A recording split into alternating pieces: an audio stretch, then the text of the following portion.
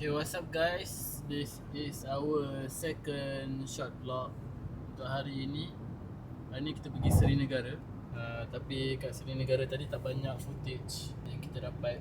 So now on the way to One Games Danai Alam untuk kita tengok CD game yang dia ada lah. So nanti kita tengok ada CD game apa. Let's go! Nama pendek sahaja. Mira. MIRA. Yes.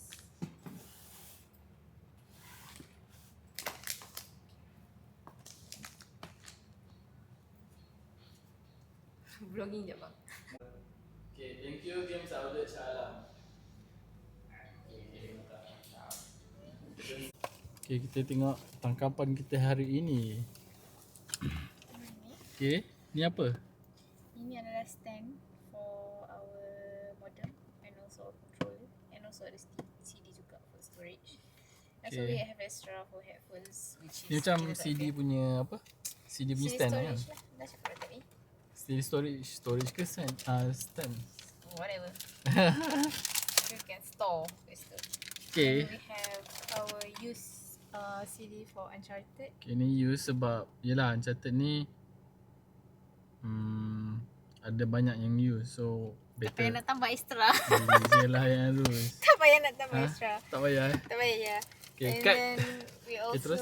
have our new Assassin's Creed. We ambil yang Mirage punya sebab my name Mira, so kita ambil yang ni. Mirage. Okay, faham? Kita dapat harga ni. Je budget eh. Lepas tu? And then kita ada Date Bayo Naruto. This is our catch for today. So cannot wait to play. Let's go. Ni Yeah. kita orang beli sebab kita orang tak ada stand ni. So kita orang kena baringkan dia punya modem tu, which is tak practical and dia makan space. So kita kena beli juga. Satu lagi, Ini bukan alasan dia. Ini memang kita perlukan.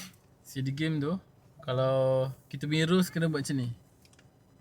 Dah habis 3 game ni baru boleh beli game baru. Macam tu lah. Bukan 3. Termasuk lagi 2 kat atas tu. Bola tak lah kan. GTA lagi 1. GTA pun kena habis. Tu, then only then we can buy another game. So itu adalah rules kita orang lah.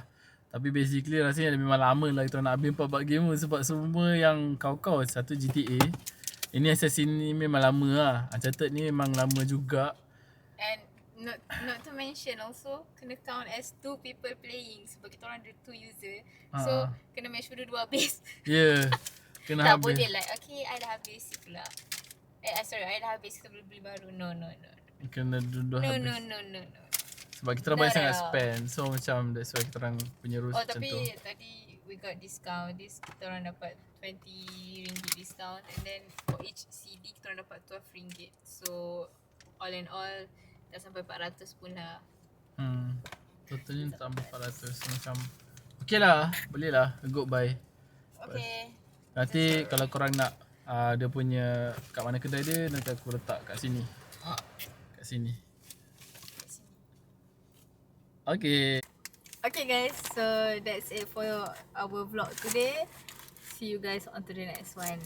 Bye.